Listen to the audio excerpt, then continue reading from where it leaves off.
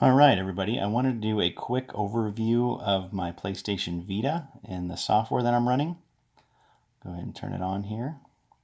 I do have a custom theme installed. Looks like a PlayStation 4 theme, and you might be able to hear some of the sound here. Kind of got the PlayStation 4 menu music as you go through it. So this is how I have it set up. My settings are on 3.68 for the firmware. I'll show you here.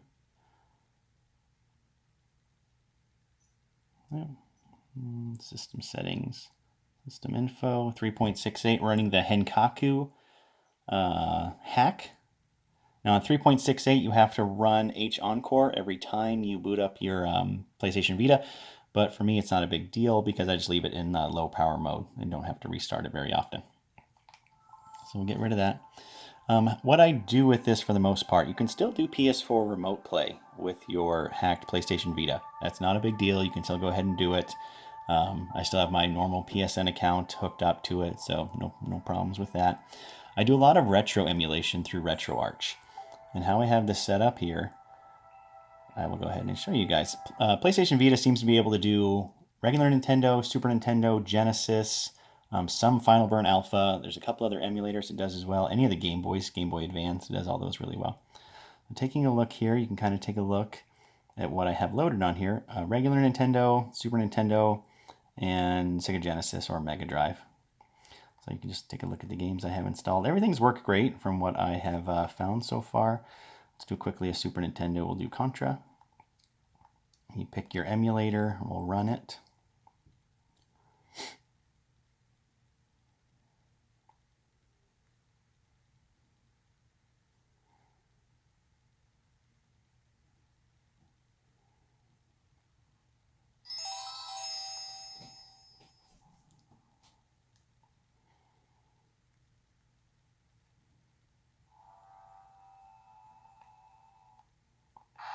One player. Let's see how we do with Contra here.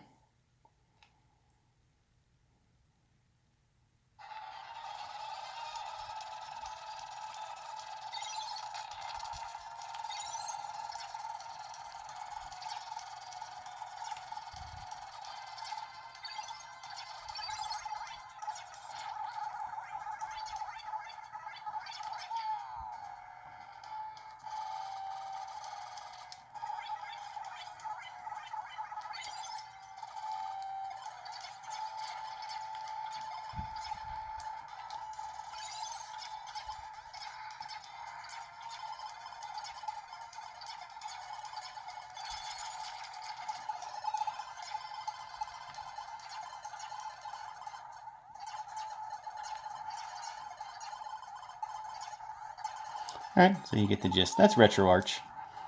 To exit any of the emulators, you press Start and Select at the same time. Go down to Close Content, and you're back at the Retroarch main menu. So close that. Adrenaline is the PlayStation Portable emulator, so you can get any of the PlayStation Portable games, PSP, and this is how you'd run them. Also in Adrenaline is where you'd run your PlayStation 1 games when you have those booted up or side-loaded as well. So this looks like normally like a PlayStation 1 menu or kind of your XMB that you've seen before. It's just a regular PlayStation Portable emulator. I only have one game on here right now, which is a Jetpack Joyride, which is a mobile game, I know, but I found it fun, and it was the first one I installed. I don't have any PSP games right now, so it's just Jetpack Joyride. So you get out of this one, you have to hold that, go into Settings, go down to Exit, PSPmu Application, and you can close that window.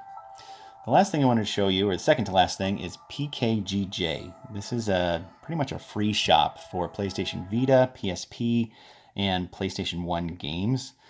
You downloading them directly from PlayStation servers. So it's just kind of a free shop, free hack. You can see the size of everything. Right now it's showing all the Vita games. I can get any Vita game I want. Assassin's Creed, Call of Duty, any of the ones that were made for Vita, which is pretty impressive.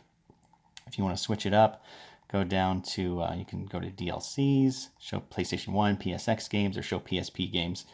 Pretty cool to see. So these are all the PlayStation 1 games, and you can see the size on the right. Down at the bottom right here, you can see free 29.3 gigs. I have an SD2 Vita memory card in here. So I have a 32 gig memory card, as well as my 8 gig PlayStation Sony Vita card, which is really expensive, so you don't want to do those. So it's pretty impressive. You can get any of those games you want. A couple of games I have downloaded. Foul Play was one that was free for PlayStation Plus this month. Plants vs. Zombies was one I found. Dragon's Crown and Uncharted Golden Abyss. Both of these are PlayStation Vita games that I've just downloaded. Didn't pay anything for them, so just straight up downloaded from PKGj, and it installs them. Vita games go directly onto your 8 gigabyte Vita Sony card. So there is a way to get them onto your 32 gig card. I just haven't done that yet. So Vita games, you can probably get 2 or 3 because they're kind of big. I think Uncharted was like 3 gigs. So you'd have to play through it and then try again with another one if you want to keep going with it. So I show you a little bit of Uncharted's gameplay here. It uses the dual analog sticks, which is one of the reasons I wanted to get a Vita and kind of hack it anyway, was because I wanted to be able to have the dual analog sticks for PS1 games, things like that. I did hear that you can install an N64 emulator on here, but I just have not messed with that at this point. I heard it's not very good anyway. So let's resume where I am. Continue the story.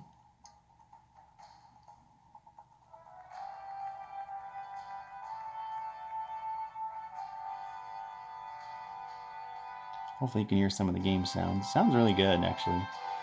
And this Uncharted quality, it's PlayStation 2 quality in my opinion. You know, back in the day, Uncharted on that was my jam. So you're right there. I love the portable emulation. You know, any of the SNES games, it saves them all. Retroarch is amazing for any of those things you want to do. It takes a little while to set up, but once you get into Retroarch, it's really good. So here's Uncharted.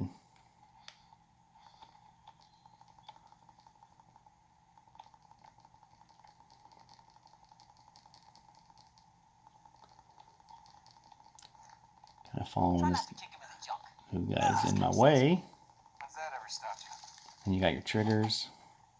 Now, PS4 Remote Play is pretty impressive. Unfortunately, it doesn't have dual triggers. So that's one of the downfalls of the Vita. You don't have the R1, or excuse me, R2 and L2 buttons. It does have a touchpad on the back. So this is a full touchpad on the back where it does work with your fingers when you're trying to play like PS4 games, when you're trying to do remote play with PS4 games. And it works okay. There are struggles with it I found over Wi-Fi, but it does all right for what you'd expect. You can't play like Call of Duty or anything crazy like that with it, but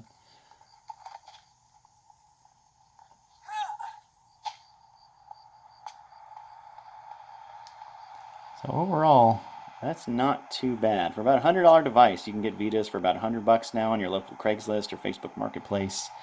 Overall, I'm impressed with everything it's able to do. Gosh, and the ability to get any Vita game, any PSP game with Retroarch. You can find emulators and the ROMs online for any of the SNES, NES games. Pretty impressive stuff. And down here is Vita Shell. These are some of the programs you use to hack your Vita. And Themes Manager, Homebrew Browser, PSP Homebrew Browser. Pretty impressive little unit. I really enjoy it, and I really enjoyed making this video. Hope it was helpful for some of you guys. Thanks.